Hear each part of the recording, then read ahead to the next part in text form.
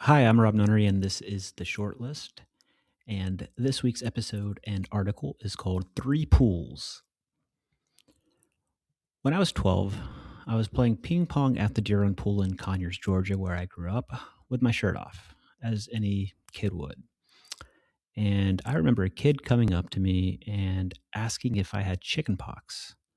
And I was confused at first, but I said, no. Why? And he said, well, what are those? Pointing at my skin. I said, those are moles. And he was just a kid asking an honest question, and he meant nothing by it. But that simple question is something I never forgot. Looking in the mirror was different after that. I stopped seeing my body as a whole. I saw every single mole and every imperfection one at a time. I compared my skin to the other boys, and nobody had anywhere near what I had in respect to moles in my skin. Other kids could also tan and get dark, and I just burned. And the sun gave me more freckles and more moles. And I had moles on my feet, even that embarrassed me as well. So I wouldn't even allow myself to wear sandals or flip flops. And the whole body image issue just caused so much stress throughout my teen years and even beyond. I'd skip pool parties, birthdays, and anything that might even remotely involve taking my shirt off. And I remember on a church trip up to the North Georgia mountains with a group called Young Life, we did a bunch of different activities. But one day we played basketball, and the dreaded issue came up, which is who's going to be on what team, and let's do shirts versus skins. That was like my biggest nightmare as a kid, shirts versus skins. And of course, I got picked on skins and stood there trying to talk my way out of it in front of everyone.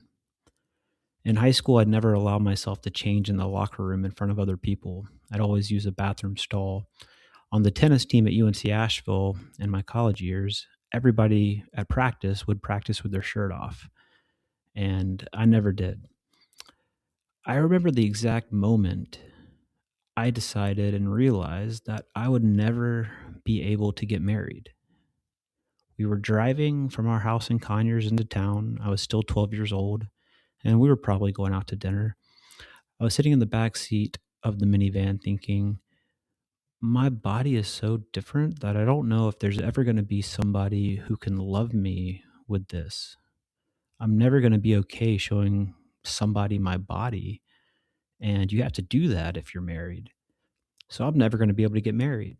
I really believe that. And even writing it down now makes me sad.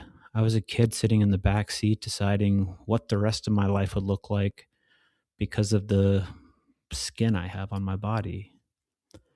And I think people would assume that my biggest insecurity now would be the ostomy. I mean, my large intestine does come out of my abdomen and empties into a bag that will be there for the rest of my life. My ass is stitched shut. I don't have an anus anymore. I still struggle more with the moles. And it all started with just a simple question from a kid who meant no harm. Damn, how that stuff sticks with you. In 2022, ceton drains went in. They're thin surgical wires or cords that hold fistula tracts open so that infection can drain.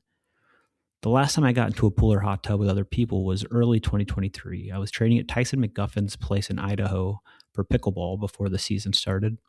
There was snow all over the ground, and Connor Garnett, another player, was there with us. I had the drains in and no diagnosis yet. I'd read online that hot tubs were fine with cetons, which tells you how reliable the internet could be on this stuff. I had just told Connor about the drains and how rough the past year had been, and then I got into the hot tub with him. I could tell he was a bit uneasy with it, and I said, no, it's fine. There's nothing to stress about. It won't affect you. And nothing did happen. We were both fine, but I still feel guilty about it 3.5 years later now. I wouldn't want somebody getting into a hot tub with me while they had open wounds draining into the water, chlorine or not. And after that night, I made a rule for myself. No shared water spaces with others while I had ceton drains and open wounds. There were plenty of times over the next 3 years when I skipped a hot tub or pool. And it's a real bummer because hot tubs feel good on sore muscles in my body. This January, surgeons removed my rectum. The ostomy I had for a year became permanent. I spent more months out of the water while everything healed. And then Danelle and I went to the Seychelles for our honeymoon. We stayed on a little island called Platt, and our villa had a private pool. I hadn't packed a swimsuit, that was by accident. So I went in bare, bag on, stealth belt wrapped over it. The water was surprisingly chilly for the Seychelles. I walked in a few steps, said, screw it, and just fully jumped in. The bag took the impact and held. I knew it would. I'm never too stressed on the adhesive coming off because I know that if it can survive the humidity in the Philippines while I'm playing pickleball, that it can survive a pool jump. And it did. And I think that's kind of a cool part about being a year plus into an ostomy is that the things that would stress me out early on aren't something that they're not something I think twice about now. And what I do love is having no clothes on in private, especially when I've been somebody that's felt like they've had to cover themselves their whole life. It feels like freedom to me. With my clothes off, there's nothing I can hide. The moles are visible, all of the scars are visible. My sewn up ass crack's visible. The bag is visible. And Danelle sees all of it. And she fully accepts me. She loves the parts of my body I spent most of my life hiding. And my fear has always been public places. Strangers can look at me for a few seconds and decide whatever they want. And I still have insecurities about public pools and going to the beach with my shirt off. The ostomy is part of that now, too. With clothes on and my stealth belt, nobody would even know that I have an ostomy.